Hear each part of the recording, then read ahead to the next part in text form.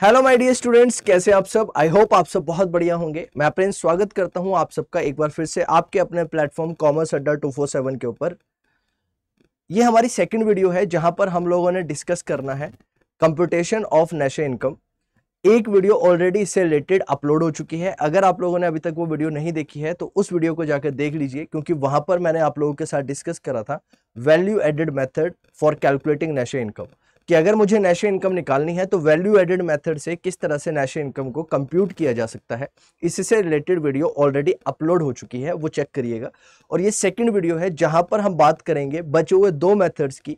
और दो मेथड्स कौन कौन से हैं सर हमारे? एक हमारे पास इनकम मेथड है और सेकंड हमारे पास है एक्सपेंडिचर मेथड। जी हाँ, इन दो मेथड्स के बारे में बहुत ज्यादा डिटेल में आज की क्लास में डिस्कशन करेंगे। तो सबसे पहले स्टार्ट करते हैं इनकम मेथड के साथ।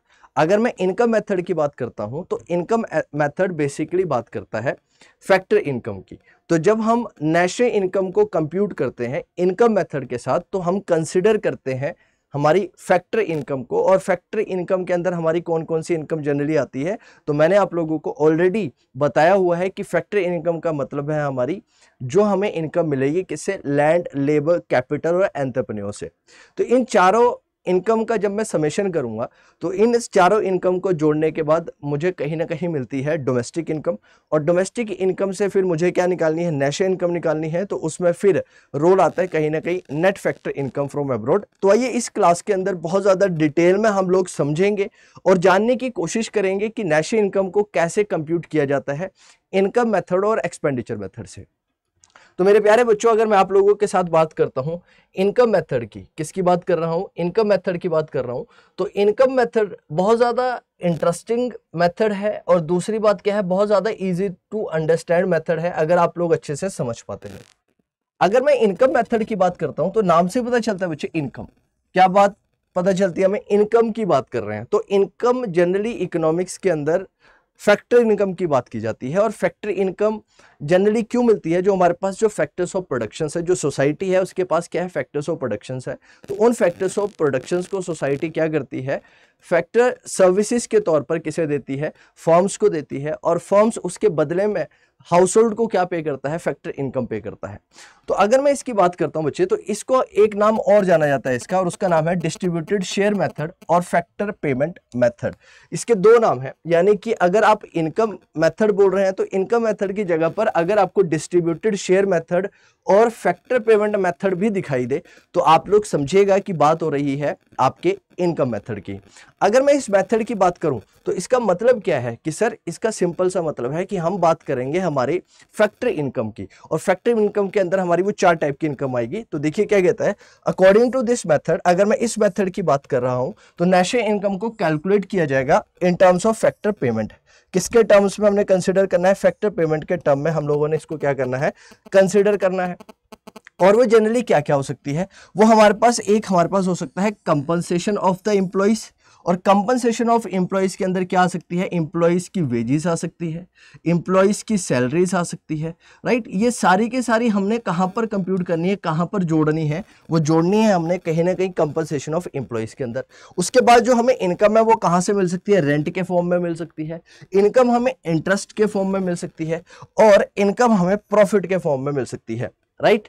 तो यानी कि प्रॉफिट के तौर पे भी हमें इनकम मिलती है। और प्रॉफिट किसके बदले में मिलता है? हमें एंटरप्रेन्योरशिप या फिर एंटरप्रेन्योरियल सर्विसेज देने की वजह से हमें प्रॉफिट जनरेट होता है। कंपनसेशन ऑफ एम्प्लॉइज की बात करें तो कंपनसेशन ऑफ एम्प्लॉइज को किसकी वजह से मिलता है? लेबर। जहां पर हम बात करते हैं लेबर की, तो लेबर्स को क्या मिलती है? Compensation of employees. रेंट किसके बदले में मिलता है? लैंड के बदले में, राइट। लैंड के बदले में हमें क्या मिलता है? रेंट मिलता है। और अगर मैं इंटरेस्ट की बात करता हूं तो इंटरेस्ट हमें किसकी प्लेस पर मिलता है? राइट, कैपिटल के बदले में हमें क्या मिलता है? इंटरेस्ट होता है, राइट। इसके बदले में कहता है to the owners of factors of productions. जो फैक्टर्स ऑफ प्रोडक्शंस के ओनर्स हैं उनकी यहां पर बात कर रहे हैं। और यहां पर क्या? House holds in the form of labour, land, capital and enterprise during an accounting year. तो मेरे प्यारे बच्चों, अगर मैं आपको नेट शेल में समझाने की कोशिश करूं कि अगर मैं जब कभी भी इनकम मेथड की बात करूंगा या फिर डिस्ट्रीब्यूटेड शेयर मेथड की बात करूंगा या फिर फैक्टर पेमेंट मेथड की बात करूंगा, तो इस मेथड के अंदर जो नेशनल इनकम है उसको कंप्यूट किया जाता है कैसे, in terms of factor payment, कि फैक्टर पेमेंट कितनी हुई है, उन फैक्टर पेमेंट का हम क्या करेंगे, समेशन करेंगे। यानी कि एक इकोनॉमी के अंदर कितनी फैक्टर पेमेंट्स हुई है और उस फैक्टर पेमेंट के बदले में कितनी इनकम रिसीव हुई है, उसका सम टोटल किया जाएगा, तो हमें देखने को मिलेगी आपकी डोमेस्टिक इनकम। क्या देखने को मिलेगी, डोमेस्टिक इनकम, राइट। और फिर आप लोगों को कन्वर्जन करना तो आता ही है। कैसे सर, अगर मुझे डोमेस्टिक इनकम से जाना है कहां पर, नेशनल इनकम की तरफ, तो मुझे क्या करना पड़ेगा सर, इसका कन्वर्जन करना पड़ेगा। और ये कन्वर्जन करना आप लोगों ने कहीं ना कहीं सीखा है। क्यों सर, क्योंकि डोमेस्टिक से नेशनल की तरफ अगर मैं कभी भी मूव करता हूं तो बेसिक डिफरेंस किसका होता है सर, बेसिक डिफरेंस होता है net factor income from abroad का, NFIA का डिफरेंस होता है सर। तो इस NFAI को हमें क्या करना पड़ेगा, इसके अंदर इंक्लूड करना पड़ेगा। लेकिन इसके बारे में भी हम लोग क्या करेंगे, बहुत ज्यादा डिटेल में क्या करेंगे, डिस्कशन करेंगे इससे रिलेटेड, ठीक है। चलिए अब अगला अगर मैं बात करता हूं, इसके बाद आपके पास क्या है, आगे समझते हैं। कहता है sum total of the factor income generated with in the domestic territory of the country. मैंने आपको ऑलरेडी समझाया कि यहां पर अगर मैं बात कर रहा हूं तो किसकी बात कर रहा हूं बच्चे, जो आपकी फैक्टर इनकम जनरेट हुई है कहां पर, ये जो वर्ड्स मैंने हाईलाइट करे हुए हैं येलो कलर से, इनके अंदर सबसे ज्यादा जो ध्यान देने वाली चीजें हैं वो ये वर्ड्स हैं। ये वर्ड्स कहीं ना कहीं बहुत ज्यादा इंपॉर्टेंस रखते हैं और इन्हीं वर्ड्स की इंपॉर्टेंस जो है वो बहुत ज्यादा है। अगर मैं सम टोटल की बात करता हूं, किसकी, फैक्टर इनकम की, जिसको जनरेट किया जा रहा है कहां पर, with in the domestic territory of the country. एक कंट्री की डोमेस्टिक टेरिटरी के अंदर जितनी भी फैक्टर इनकम आई, राइट, किसके द्वारा कमाई गई, चाहे वो रेजिडेंट है चाहे वो नॉन रेजिडेंट है, चाहे वो रेजिडेंट है चाहे वो नॉन रेजिडेंट है, उसको बोलेंगे हम लोग क्या, डोमेस्टिक इनकम। तो मेरे प्यारे बच्चों एक सिंपल सी बात याद रखना कि जब मैं इनकम मेथड की बात करूंगा, किसकी बात करूंगा, इनकम मेथड की बात करूंगा, तो इनकम मेथड के अंदर मैं जनरली क्या कंसीडर करने वाला हूं, मैं बात करने वाला हूं फैक्टर इनकम की। किसकी बात करूंगा सर, फैक्टर इनकम की बात करूंगा। और फैक्टर इनकम कहां से जनरेट होती है, फैक्टर इनकम जनरेट होती है हमारी फैक्टर्स ऑफ प्रोडक्शन से। कहां से आती है सर, फैक्टर्स ऑफ प्रोडक्शन से आती है। और वो फैक्टर्स ऑफ प्रोडक्शन हमारे पास कितने होते हैं, वो 4 होते हैं सर। कौन कौन से होते हैं, एक हमारे पास लैंड होता है, एक हमारे पास लेबर होता है, एक हमारे पास कैपिटल होता है और एक हमारे पास एंटरप्राइज होता है या फिर एंटरप्रेन्योरशिप होता है, राइट।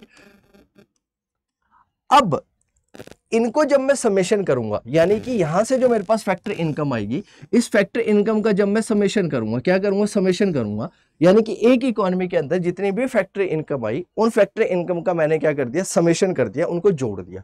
उनको जोड़ने की वजह से मुझे क्या मिलेगा, उनको जोड़ने की वजह से मुझे मिलने वाली है डोमेस्टिक इनकम। क्या मिलने वाली है, डोमेस्टिक इनकम। यानी सर इनकम मेथड के अंदर मैंने फैक्टर्स इनकम को कंसीडर किया और फैक्टर इनकम को जोड़ने की वजह से मुझे क्या मिलेगी सर, मुझे मिलेगी कहीं ना कहीं आपकी डोमेस्टिक इनकम। क्या निकल कर आएगी, डोमेस्टिक इनकम निकल कर आएगी। लेकिन हमें क्या चाहिए, हमें तो कंप्यूट करनी है नेशनल इनकम। क्या चाहिए सर, हमें नेशनल इनकम चाहिए।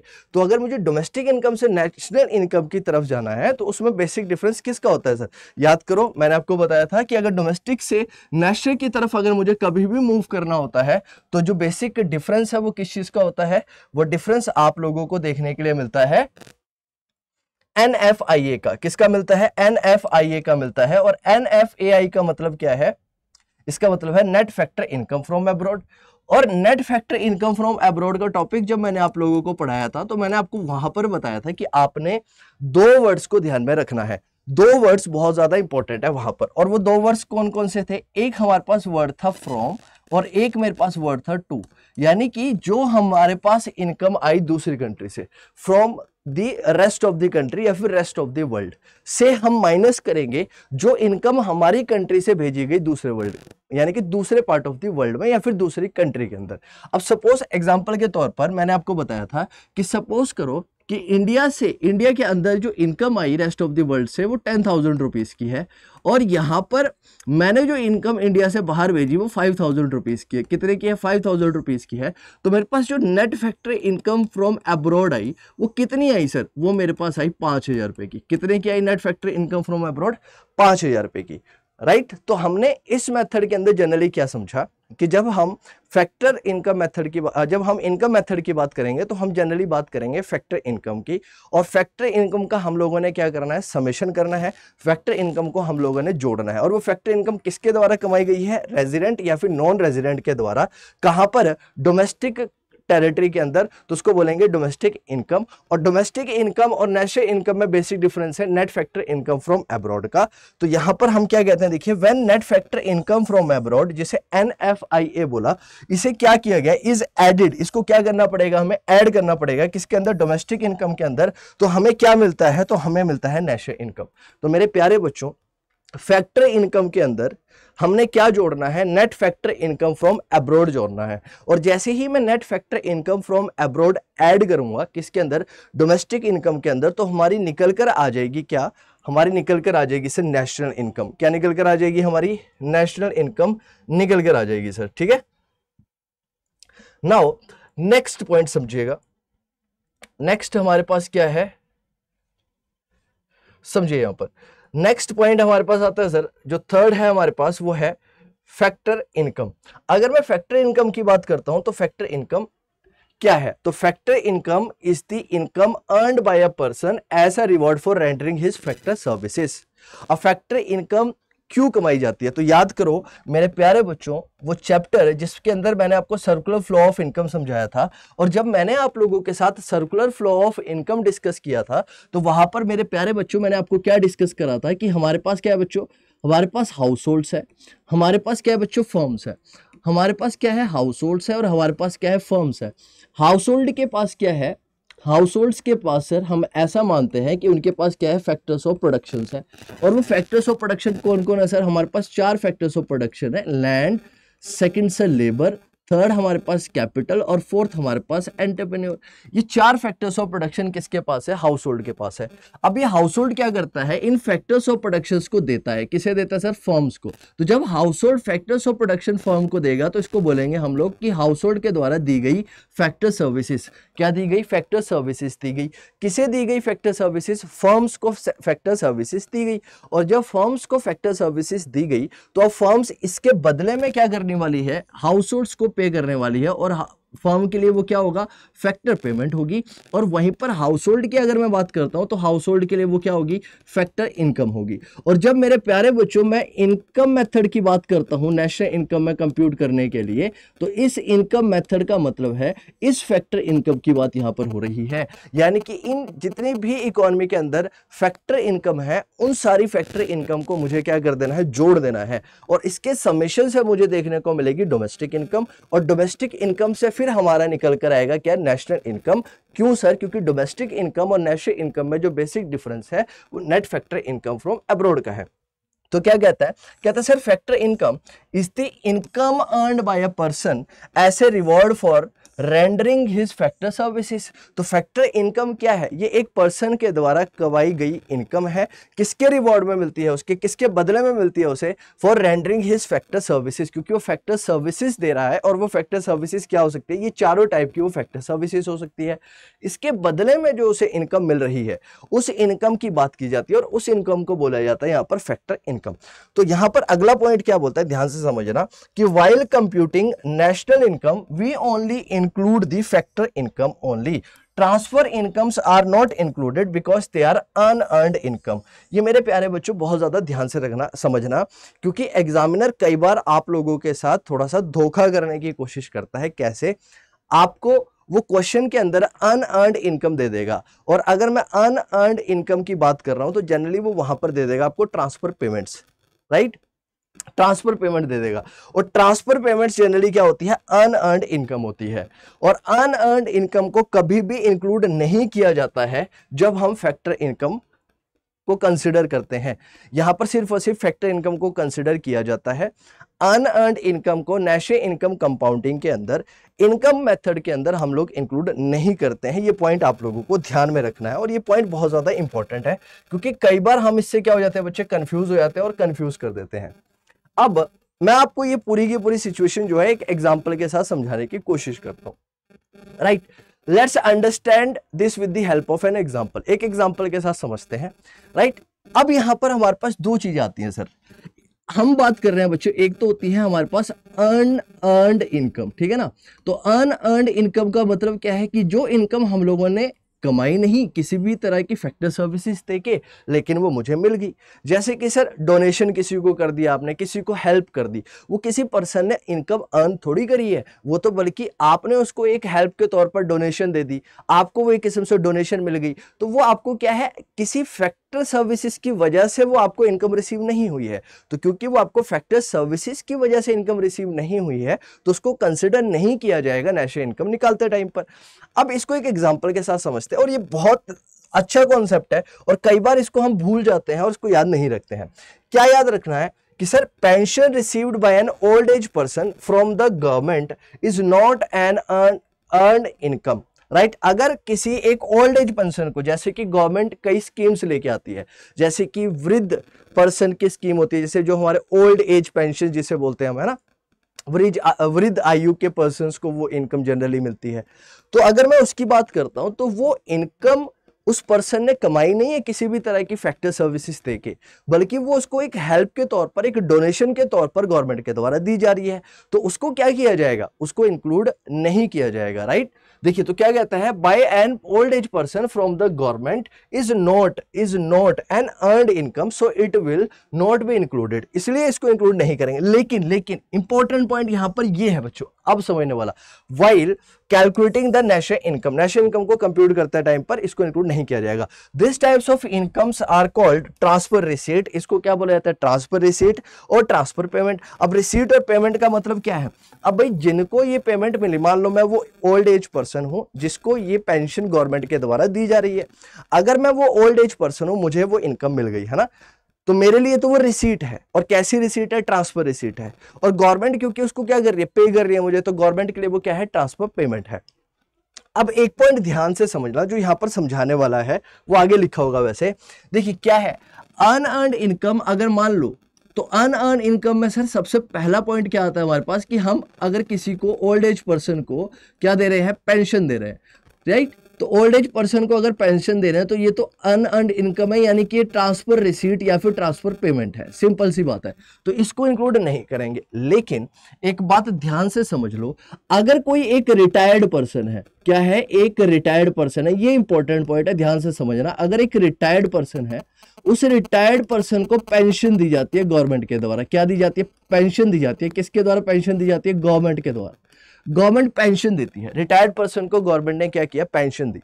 अब किसी रिटायर्ड पर्सन को पेंशन मिली, तो अब आप बोलेंगे सर ये जो रिटायर्ड पर्सन को पेंशन मिल रही है इसे नेशनल इनकम के अंदर इंक्लूड करना चाहिए या नहीं करना चाहिए। आप खुद सोच के देखिए, पेंशन किसी पर्सन को इसलिए मिलती है क्योंकि उससे रिलेटेड सर्विसेज वो ऑलरेडी दे चुका है, तो कहीं ना कहीं वो इनकम उसको आज इसलिए मिल रही है क्योंकि इससे रिलेटेड वो फैक्टर सर्विसेज कहीं ना कहीं वो पहले रेंडर कर चुका है।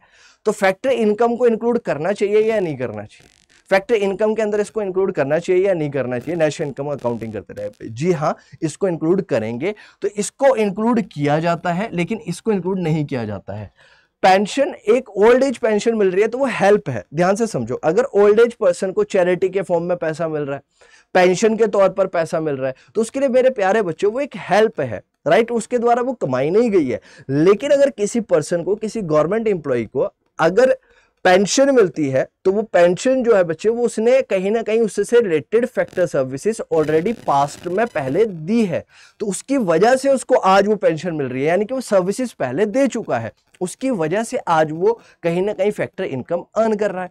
और जब आज वो फैक्टर इनकम अर्न कर रहा है तो क्या उसको नेशनल इनकम अकाउंटिंग में इंक्लूड नहीं करना चाहिए, करना चाहिए सर। तो यही लॉजिक यहां पर है, इसीलिए जो गवर्नमेंट एम्प्लॉइज को, रिटायर्ड पर्संस को पेंशन्स मिलती है उसको इंक्लूड किया जाता है नेशनल इनकम काउंटिंग के अंदर, राइट। अब ये जो आपकी फैक्टर पेमेंट्स है वो जनरली कौन देगा, फर्म्स देगी फैक्टर पेमेंट, है ना। फर्म्स के लिए क्या है, फैक्टर पेमेंट है, और वहीं जो हमारे हाउस होल्ड है उनके लिए वो क्या है, फैक्टर इनकम है। तो अब जो आपकी फैक्टर पेमेंट है वो किस तरह से हो सकती है, उसको हम जनरली कैटेगराइज करते हैं और 4 कैटेगरीज के अंदर बांटते हैं।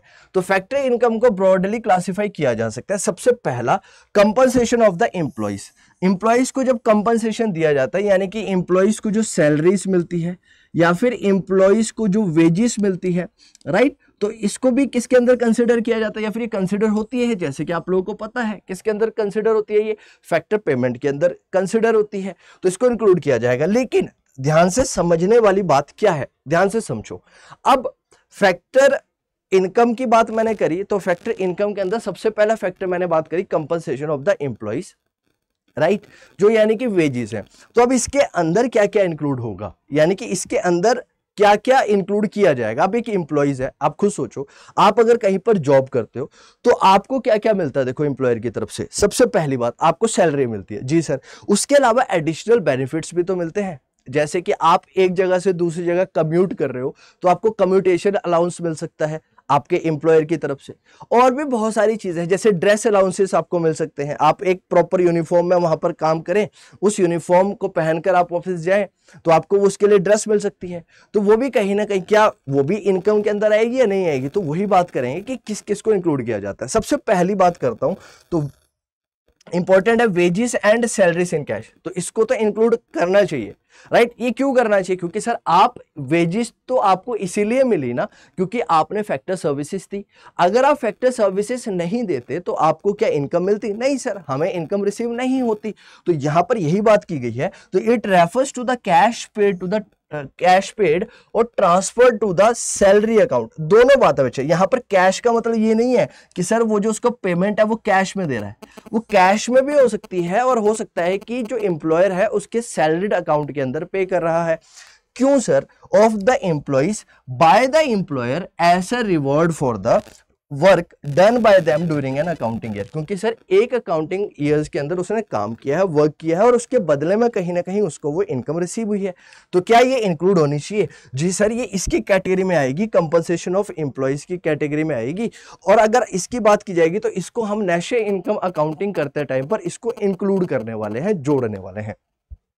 सेकेंड आता है सर हमारे पास payment in kind, right. Kind का मतलब क्या हुआ सर, काइंड का मतलब है that is not paid in cash, ऐसे अकाउंट में ट्रांसफर नहीं की जाएगी या फिर कैश में नहीं दी जाएगी, लेकिन ये एम्प्लॉयर के द्वारा दी जाती है। जैसे कि it refers to the benefit provided by the employees to the employer to the employees in kind rent free accommodation, RFA, right. आप जब बड़े हो जाएंगे, जब आप ग्रेजुएशन या फिर जब आप प्रोफेशनल कोर्सेज करेंगे, जैसे कि CA करेंगे, CS करेंगे, CMA करेंगे, तो वहां पर आप पढ़ते हैं डायरेक्ट टैक्स का एक टॉपिक, और डायरेक्ट टैक्स के अंदर आप पढ़ते हैं rent free accommodations. Rent free accommodation का मतलब क्या होता है कि एम्प्लॉयर ने क्या करा अपने एम्प्लॉइज को, क्योंकि वो एम्प्लॉयर के पास सर्विस दे रहा है, एम्प्लॉयर के पास क्या कर रहा है, काम कर रहा है, तो वहां पर वो काम कर रहा है, तो उस काम को करने की वजह से अगर एम्प्लॉयर उसको रहने के लिए घर देता है, राइट, और उसके पैसे उससे नहीं लेता है, राइट, तो क्या वो फैक्टर इनकम के अंदर कंसिडर की जाएगी, जी सर। पेमेंट इन काइंड जो है उसको भी क्या करेंगे हम लोग, इंक्लूड करेंगे।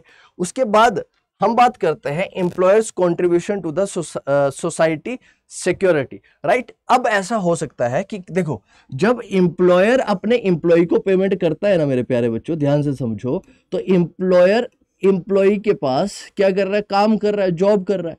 तो जब एम्प्लॉयर एम्प्लॉय के पास जॉब कर रहा है तो ये क्या कर रहा है, यानी कि ये फैक्टर सर्विसेज दे रहा है इसे, और इसके बदले में ये क्या कर रहा है, फैक्टर पेमेंट कर रहा है। अब एम्प्लॉइज को क्या है, बहुत सारी चीजें मिलती है सर। एक तो सैलरीज मिलती है, राइट, कुछ ऐसे बेनिफिट्स हो सकते हैं जिसे हमने बेनिफिट्स इन काइंड बोला, और कुछ जैसे कि उनके लिए वो एम्प्लॉयर कंट्रीब्यूशन कर देता है उसके PF फंड्स के अंदर, प्रोविडेंट फंड्स के अंदर कंट्रीब्यूशन कर देता है। अब प्रोविडेंट फंड भी तो एम्प्लॉयर की जेब से पैसा जा रहा है, जी सर। तो क्या ये भी क्यों मिला उसको, ये भी इसको इसलिए मिल रहा है, आपने एम्प्लॉय के पर्सपेक्टिव से सोचना है। एम्प्लॉय को ये सारी चीजें, ये जो आप एम्प्लॉय को PF मिला, प्रोविडेंट फंड मिला, ये एम्प्लॉय को प्रोविडेंट फंड क्यों मिल रहा है सर, ये एम्प्लॉय को प्रोविडेंट फंड इसलिए मिल रहा है क्योंकि वो जॉब कर रहा है। अगर वो जॉब नहीं करता तो उसको ये बेनिफिट नहीं मिलता, तो वो फैक्टर सर्विसेज दे रहा है अपनी, उस फैक्टर सर्विसेज के बदले में उसको ये चीजें मिल रही हैं, राइट। तो यहां पर क्या कहता है, it refers to such payments as provident fund contribution by the employer on behalf of the employ.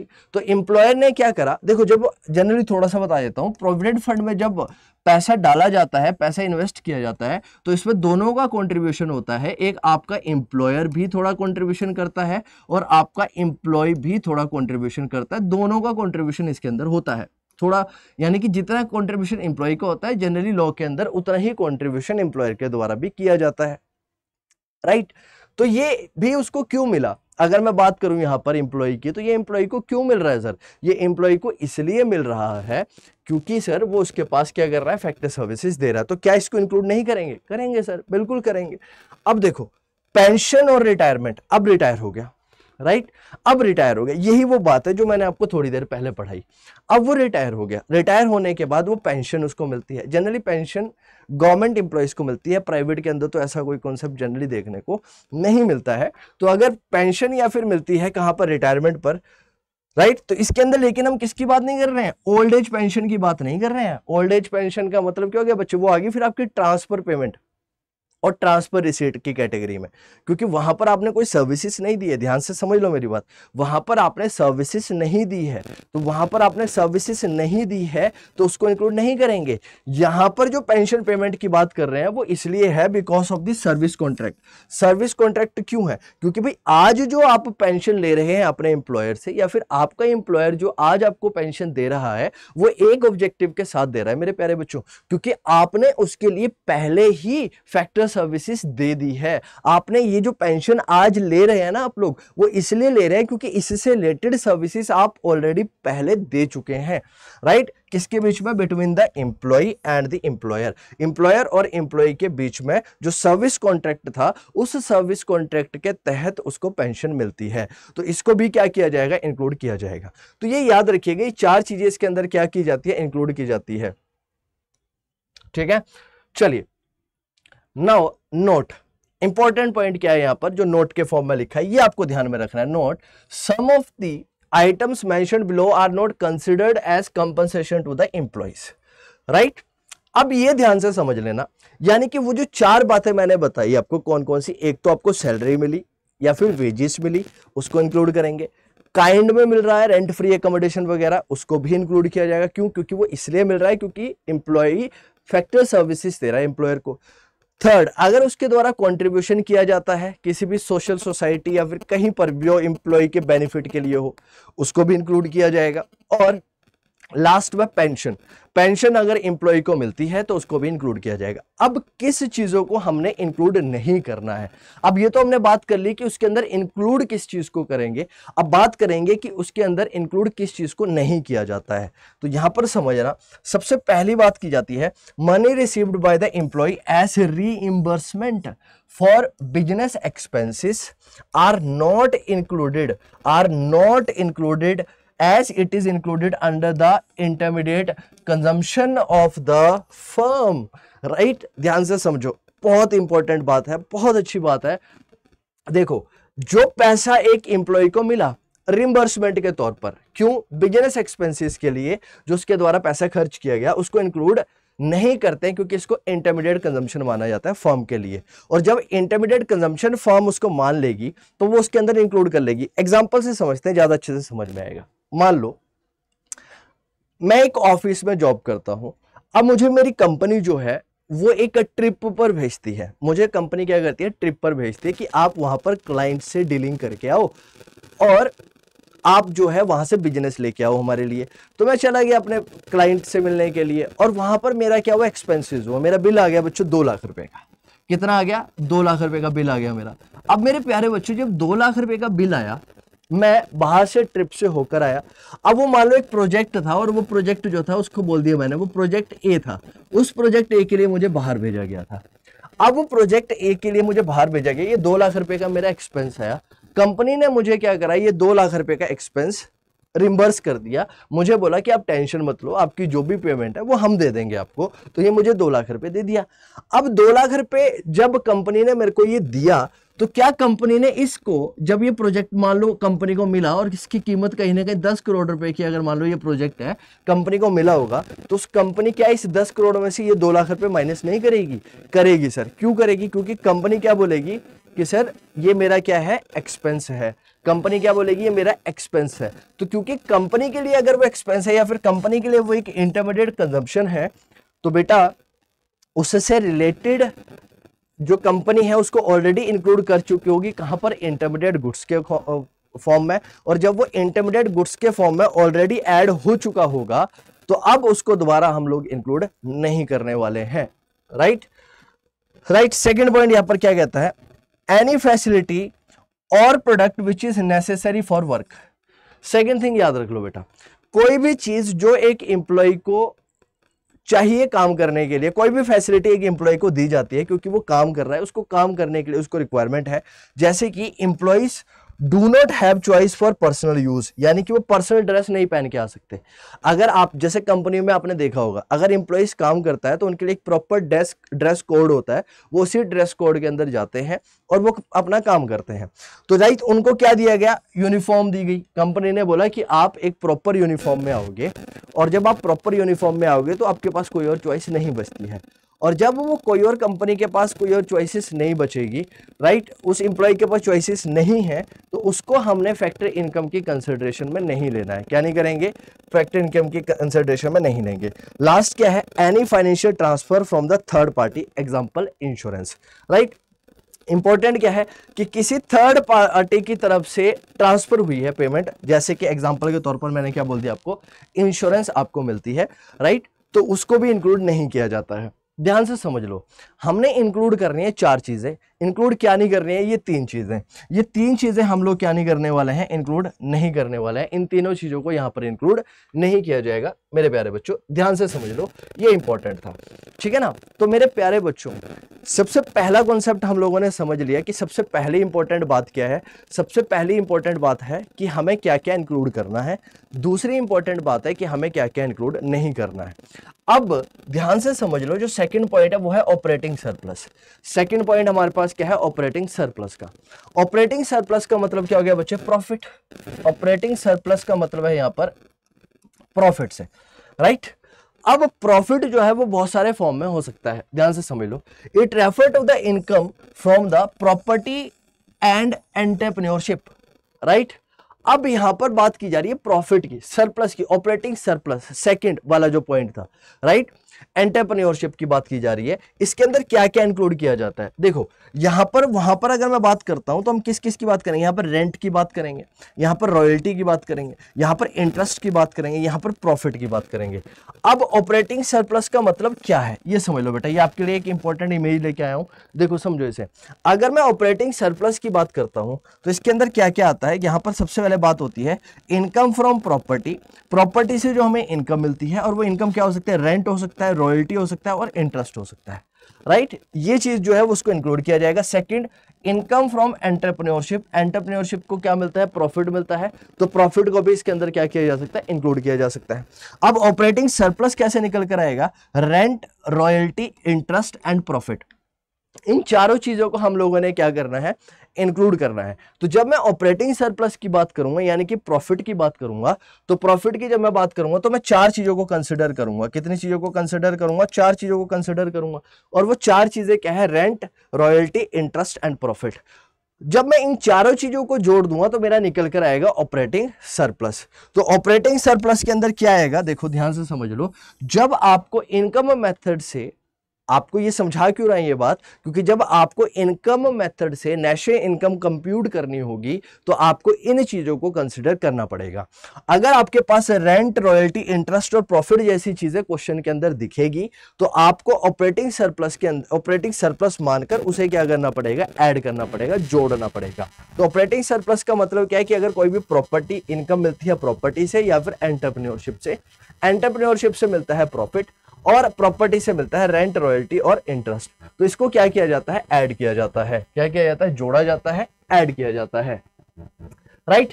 अब देखिए जो हमारा प्रॉफिट है, ये जो प्रॉफिट वर्ड है, यानी कि जो यहां पर देखो, पिछली वाली वीडियो में देखो, पिछली वाली स्लाइड में देखो, यहां पर ये जो वर्ड प्रॉफिट है, ये प्रॉफिट वर्ड बहुत कहता है बड़ा वर्ड है। प्रॉफिट जो है वो बहुत सारे फॉर्म में हो सकता है, ये बड़ा वर्ड है। तो प्रॉफिट जो है, प्रॉफिट के 3 कंपोनेंट कहता है हो सकता है, या फिर जनरली हम ये कह सकते हैं कि जो प्रॉफिट है उसके अंदर 3 कंपोनेंट होते हैं। सबसे पहली बात देखो, ध्यान से समझो, जब एक कंपनी प्रॉफिट कमाती है, जब एक कंपनी क्या करती है बच्चे, प्रॉफिट कमाती है, तो वो प्रॉफिट को क्या करती है, अब कंपनी के अंदर क्या करते हैं, शेयर होल्डर्स होते हैं, और वो शेयर होल्डर्स क्या करते हैं, कंपनी के अंदर पैसा इन्वेस्ट करते हैं। क्या करते हैं, वो पैसा इन्वेस्ट करते हैं, और जब वो पैसा इन्वेस्ट करते हैं तो वहां से फिर वो क्या करते हैं, उसको अलग अलग तरीके से डिस्ट्रीब्यूट करते हैं। तो अब सबसे पहले जो इनकम हमारे पास हो सकती है, यहाँ पर जो प्रॉफिट है हमारा, वो कैसे हो सकता है, सबसे पहले हमारे पास डिविडेंड हो सकता है। अगर मैं डिविडेंड की बात करता हूं तो इसका मतलब क्या है, it is the profit distributed among the share holder, it is also called distributed profit. अब मैं इसकी अगर बात करता हूं तो इसको क्या बोलते हैं हम लोग, इसको डिस्ट्रीब्यूटेड प्रॉफिट बोलते हैं। क्या बोलते हैं इसे, डिस्ट्रीब्यूटेड प्रॉफिट बोलते हैं। क्या बोलते हैं, डिस्ट्रीब्यूटेड प्रॉफिट बोलते हैं। अगर मैं डिस्ट्रीब्यूटेड प्रॉफिट की बात करता हूं तो डिस्ट्रीब्यूटेड प्रॉफिट का मतलब क्या है, ये वो पैसा है जब कंपनी ने प्रॉफिट कमाया तो कंपनी के जो स्टेक होल्डर्स है, कंपनी के जो ओनर्स हैं, आप अकाउंट्स के स्टूडेंट हो तो कहीं ना कहीं आपने अकाउंट्स में ये चीजें पढ़ी होंगी बहुत ज्यादा डिटेल में।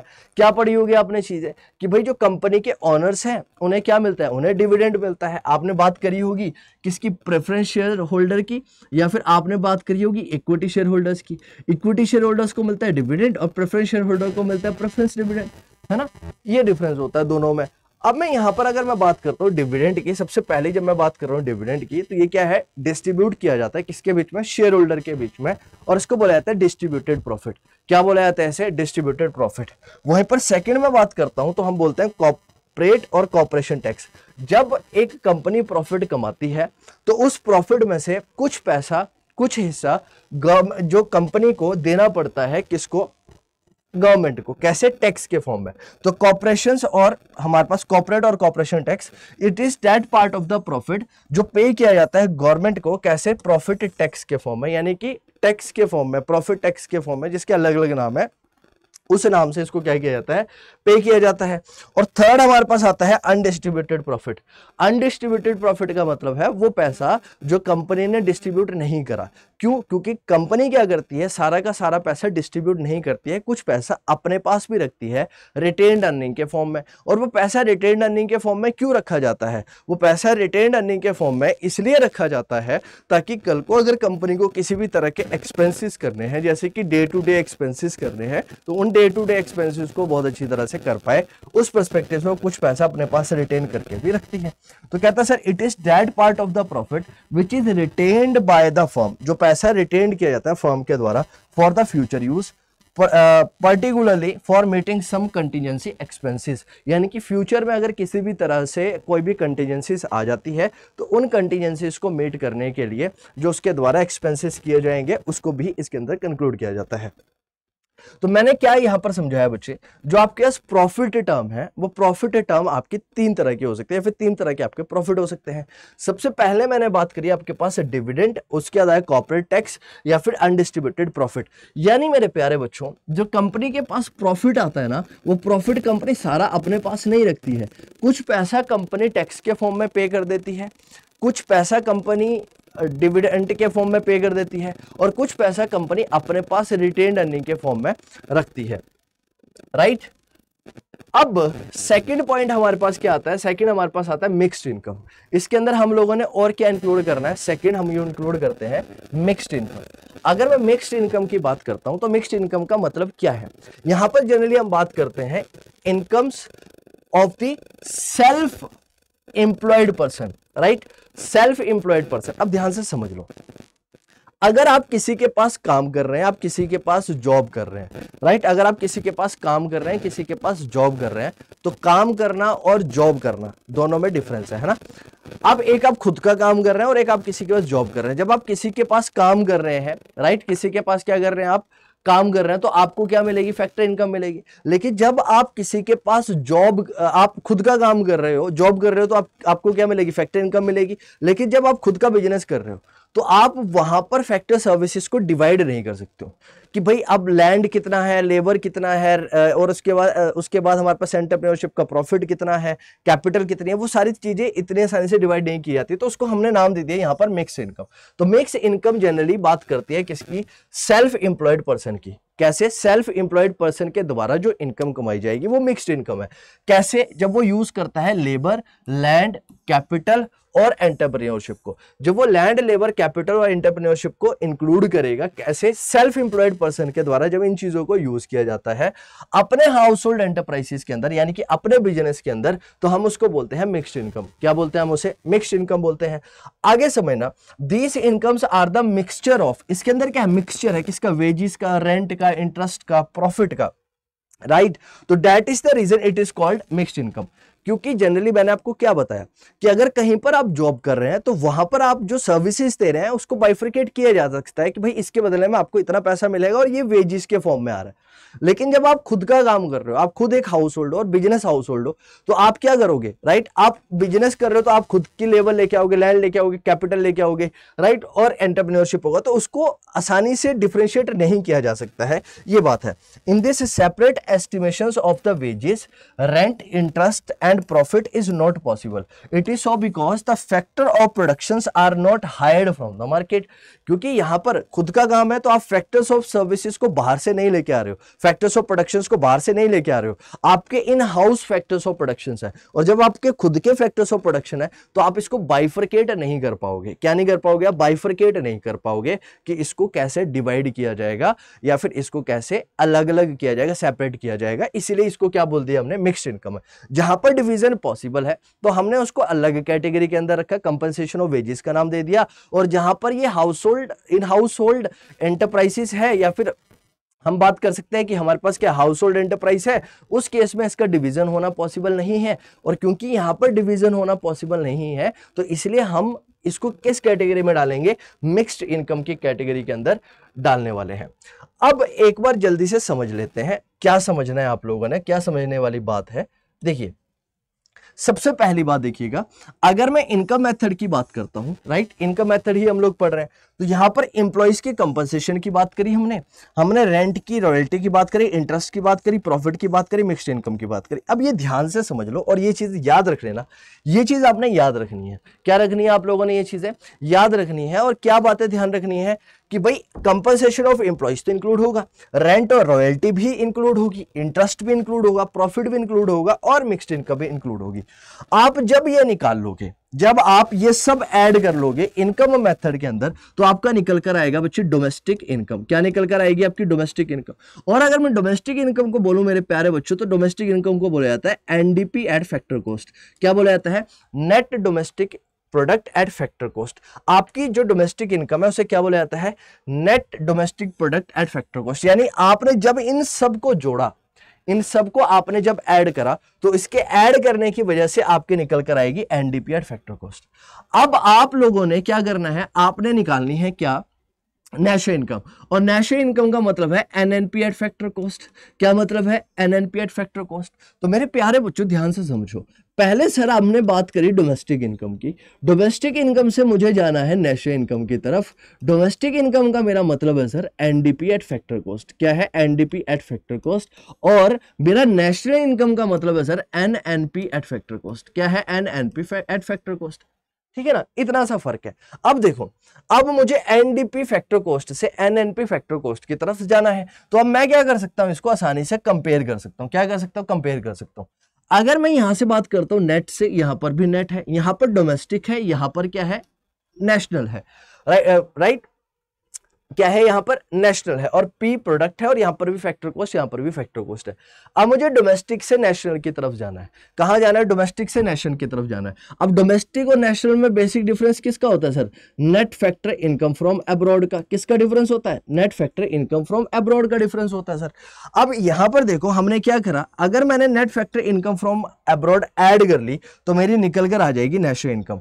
क्या निकल कर आ जाएगी? मेरी नेशनल इनकम निकल कर आ जाएगी। यही बात इसके अंदर की गई है और यही बात यहां पर क्या की गई है? बताई गई है। अब और थोड़ा अच्छे से समझ लेते हैं कि हम एक और डायग्राम आप लोगों के लिए लेके आया कि यहां पर मैं आप लोगों को और ज्यादा अच्छे से समझा सकूं कि कैसे हम लोग कंप्यूट करेंगे इनकम मेथड से या फिर इनकम मेथड के अंदर हमने किसको इंक्लूड करना है। देखो सबसे पहले बात करी कंपनसेशन ऑफ एम्प्लॉइज के कंपनसेशन को। अब वो कंपनसेशन किस तरह से हो सकता है, वेजेस के फॉर्म में हो सकता है, अलाउंस के फॉर्म में हो सकता है, बोनस के फॉर्म में हो सकता है, राइट। उसको सोशल सिक्योरिटी हो सकता है जैसे कि एम्प्लॉयर के द्वारा कॉन्ट्रीब्यूशन, इसको इंक्लूड किया जाएगा कंपनसेशन ऑफ एम्प्लॉइज के द्वारा। ऑपरेटिंग सरप्लस हो सकता है। अब ऑपरेटिंग सरप्लस ऑपरेशन से आता है, और ऑपरेशंस वर्ड आप अकाउंटेंसी के अंदर पढ़ते हैं कि आप किसी भी तरह का बिजनेस करते हैं तो उसको ऑपरेशंस बोला जाता है, जहां पर आपका मेन ऑब्जेक्टिव प्रॉफिट कमाना होता है। तो वो ऑपरेशंस क्या हो सकते हैं, वहां से आपकी इंटरेस्ट इनकम आ सकती है, रेंट इनकम आ सकती है, राइट। आपके पास रॉयल्टी हो सकती है, आपके पास प्रॉफिट हो सकता है। रॉयल्टी कैसे हो सकता है, आपके पास एक बुक थी, बुक से जनरली बुक से हमें मिलती है रॉयल्टीज। जैसे हम बुक लिखते हैं, जो राइटर्स होते हैं बुक्स लिखते हैं और उस बुक्स को क्या करवाते हैं, पब्लिश करवाते हैं, उसके बदले में पैसा आता है, तो वहां से मिलती है रॉयल्टी। हमारे पास प्रॉफिट हो सकता है। प्रॉफिट फर्दर हमने बोला कि हमारे पास जो प्रॉफिट है उसको फर्दर डिवाइड कर सकते हैं डिविडेंड, कॉर्पोरेट टैक्स और अनडिस्ट्रीब्यूटेड प्रॉफिट के तौर पर, राइट। तो प्रॉफिट में ये सारी चीजें इंक्लूड होकर आएगी। क्यों इंक्लूड होकर आएगी, क्योंकि सर इसके हमने बेसिकली कुछ नहीं करा। आप ये समझो कि आपको 100 रुपए मिले, आपने 100 रुपए को 3 पार्ट के अंदर बाइफरकेट कर दिया, तो नेशनल इनकम अकाउंटिंग के अंदर तो 100 रुपए पूरा का पूरा लोगे ना, जी सर लेंगे। मिक्स्ड इनकम की बात करेंगे तो income of the self employed person, तो सेल्फ एम्प्लॉयड पर्सन की इनकम को भी हम लोगों ने ऐड करना है। तो मेरे प्यारे बच्चों आज ये चीज ध्यान में रख लो और इसको कहीं पर नोट करके रख लो कि हम जब नेशनल इनकम की अकाउंटिंग करेंगे इनकम मेथड से, तो हम बात करेंगे कंपनसेशन ऑफ एम्प्लॉइज की, उसमें ऐड करेंगे ऑपरेटिंग सरप्लस, ऐड करेंगे मिक्स्ड इनकम, और इससे निकल कर आएगा मेरा domestic income, NDP at factor cost, और फिर उसमें ऐड करूंगा क्या, net factor income from abroad, जिसमें से कि फैक्टर इनकम रिसीव्ड फ्रॉम, देखो यहां पर क्या है फ्रॉम एंड टू, यहां पर मैं क्या करूंगा factor income received from abroad में से माइनस कर दूंगा factor income paid to abroad, और जब मैं इसको माइनस करूंगा तो मेरा निकल कर आएगा net factor income from abroad, और जब मैं डोमेस्टिक इनकम में ये जोड़ दूंगा तो मेरा निकल कर आ जाएगा क्या, national income eight national income निकल कर आ जाएगी, या फिर NNP net national product at factor cost मेरा निकल कर आ जाएगा, राइट। इतना क्लियर है। अब कुछ चीजें जो आप लोगों को ध्यान रखनी है, इनकम मेथड से नेशनल इनकम निकालते हुए आपको कुछ चीजें ध्यान रखनी होगी। वो क्या है, सबसे पहली बात यहां पर क्या है कि ट्रांसफर इनकम को इंक्लूड नहीं किया जाएगा, should not be included in the national income. It is so because there is no value addition in the economy, but retirement pension, ये इंपॉर्टेंट है और यही मैं आप लोगों को वहां पर समझाने की कोशिश कर रहा था। क्या पॉइंट है कि ट्रांसफर इनकम को इंक्लूड नहीं करना है, लेकिन पेंशन को इंक्लूड किया जाएगा, because pension is basically given to those persons who have rendered their services earlier, जिन्होंने अपनी सर्विसेज पहले दे दी है, फैक्टर सर्विसेज उसके बदले में मिल रही है, तो उसको इंक्लूड करने वाले हैं। ये चीज आपने ध्यान रखनी है। सेकंड थिंग जो आपने याद रखनी है, income from the illegal activities like gambling, theft, right, is also not included in the national income. क्यों, क्योंकि सर ये जो गैम्बलिंग, थेफ्ट और ये जो चोरी कर ली आपने, ठीक है, आपको विंडफॉल गेन हो गया, राइट, तो आपकी लॉटरी लगी, तो इन चीजों को नहीं करें, क्योंकि आपने इसके पीछे मेहनत थोड़ी करी है, आपने सर्विसेज थोड़ी दी है, सर्विसेज दे के पैसा थोड़ी कमाया है सर। जब आप सर्विसेज देते, वहां से पैसा कमाते, तो आप ये बोल सकते थे कि सर मैंने सर्विसेज दी फिर मैंने पैसा कमाया, सर्विसेज दी फिर मैंने पैसा कमाया सर, ये मैंने कमाई हुई इनकम है मेरी, यानी ये खून पसीने की इनकम है सर मेरी, तो उसको इंक्लूड करेंगे। बाकी इंक्लूड नहीं करने वाले हैं ये गैम्बलिंग, थेफ्ट वगैरह, तो आपने सर्विसेज नहीं दिया, आपने सिर्फ क्या करा, गेन कर लिया, राइट। थर्ड क्या है, commission paid on the sales and purchase of the second hand goods are to be included because they are as a reward of rendering factor services. अब यहां पर मैं बात कर रहा हूं कि मैं सेकंड हैंड, जैसे आप दुकानों पे जाते हो तो सेकंड हैंड गाड़ियां खरीदने आप सपोज करो चले गए दुकान पे, अब गाड़ी की वैसे वैल्यू 1 लाख रुपए थी, लेकिन जिस पर्सन ने आपको बेचा उसने 1,20,000 रुपए में बेचा, तो भाई उसका काम है, वो कमीशन एजेंट है, वो क्या कर रहा है आपसे, वो अपना कमीशन ले रहा है 20,000 रुपए आपसे, किस चीज के लिए, बिकॉज आपने उसने क्या करा, वो काम किया और उसके बदले में आपको इनकम हुई, तो वो उसके लिए क्या होगी, वो इनकम है, इनकम का सोर्स है, वो फैक्टर सर्विस है उसकी, तो उसको इंक्लूड किया जाएगा। Brokerage on sale purchase are to be included because they are the reward of the factor services. Same sense में ब्रोकरेज जो है, जो एक ब्रोकर है उसके द्वारा ब्रोकरेज अगर ली जा रही है तो उसको भी क्या करेंगे हम लोग यहाँ पर इंक्लूड करेंगे। नेक्स्ट पॉइंट क्या है, factor income tax is paid out of the compensation of the employees, it should not be included in the computation of the national income. अब मेरे बच्चों ध्यान से समझ लो, ध्यान से समझ लेना, कहता है इनकम टैक्स जो है, इनकम टैक्स एम्प्लॉइज को क्यों मिला, इनकम टैक्स एम्प्लॉइज को क्यों मिला, इनकम टैक्स एम्प्लॉइज का पे किया गया। अब इनकम टैक्स एम्प्लॉइज का पे हो गया, ध्यान से समझ लो। अब एक एम्प्लॉय है, सपोज करो वो एम्प्लॉय 100 रुपए कमाता है, उस 100 रुपए में से अब इसको दो पार्ट में बांट लो कि 70 रुपए एक एम्प्लॉइज को मिलते हैं और 30 रुपए उसका टैक्स कट जाता है, और टैक्स गवर्नमेंट ले रही है। क्या ले रही है? गवर्नमेंट ले रही है। जब मेरे प्यारे बच्चों, जब आप कंपनसेशन इंक्लूड कर रहे थे तो इस 100 रुपए को तो आप इंक्लूड ऑलरेडी कर रहे थे ना, आपने इस 100 रुपए को नेशनल इनकम के अंदर इंक्लूड कर लिया ना। तो जब आपने इसको इंक्लूड कर लिया तो इसको इंक्लूड करने की जरूरत है यहाँ पर दोबारा? नहीं इंक्लूड करने की जरूरत है, तो इसको इंक्लूड नहीं किया जाएगा क्योंकि ये ऑलरेडी इंक्लूडेड है। तो income tax is paid out of the compensation of the employees, it should not be included in the computation of the national income. इसको नेशनल इनकम कंप्यूटेशन के अंदर इंक्लूड नहीं करना है।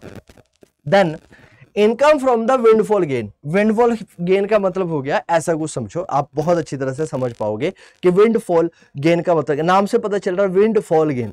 आप बेटा घूमने के लिए निकले, आपके वहां पर नजदीकी में एक एप्पल का पेड़ था, आप उस पेड़ के नीचे से जा रहे थे, बहुत तेज आंधी तूफान आई, बहुत तेज हवा चली और ऊपर से एप्पल आके गिरा और आपके हाथ में, आपने उसको कैच कर लिया। तो वो क्या हुआ? आपको एक गेन हो गया। लेकिन क्या आपने उसके पीछे कुछ मेहनत करी? नहीं सर, लेकिन वो आपको मिल गया, है ना। तो ऐसे ही कुछ यहां पर है। लॉटरीज भी क्या होती है बच्चे? लॉटरी से आप क्या करते हैं? मार्केट में गए, आपने एक लॉटरी परचेज कर ली। अब लॉटरी परचेज करी, उसके बदले में आपने कुछ एफर्ट थोड़ी करे सर। अगर आप एफर्ट करते फिर आपको इनकम मिलती तो आप कहते सर कि हमारी इनकम है, लेकिन ऐसा कुछ नहीं किया आपने। और जब आपने ऐसा कुछ नहीं किया तो इसको भी इंक्लूड नहीं करना है हमने नेशनल इनकम के अंदर, है ना। तो बस इतनी चीज आप नोट कर लो आज कि फैक्टर इनकम मेथड के अंदर जो हम बात करेंगे वो फैक्टर इनकम की करेंगे और फैक्टर सर्विसेज की बात करेंगे। तो फैक्टर सर्विसेज देने की वजह से जो इनकम हुई है सिर्फ और सिर्फ उसी को इंक्लूड करना है, बाकी किसी भी चीज को इंक्लूड नहीं करना है। इसके अलावा किसी और चीज को इंक्लूड करोगे तो क्या होगा? क्वेश्चन गलत हो जाएगा। सिंपल सी बात है, एग्जामिनर मार्क्स काट लेगा। और एग्जामिनर जानबूझकर ये जो प्रिकॉशंस है ना, इन्हीं प्रिकॉशंस को उठा के देता है। क्यों देता है प्रिकॉशंस को उठा के? क्योंकि उसे पता है बच्चे कहां पर फंसेंगे, उसे पता है बच्चे यहीं पर फंसने वाले हैं, ठीक है ना। आप लोगों ने लेकिन नहीं फंसना है। आगे क्या है? Production for self consumption is included in the national income.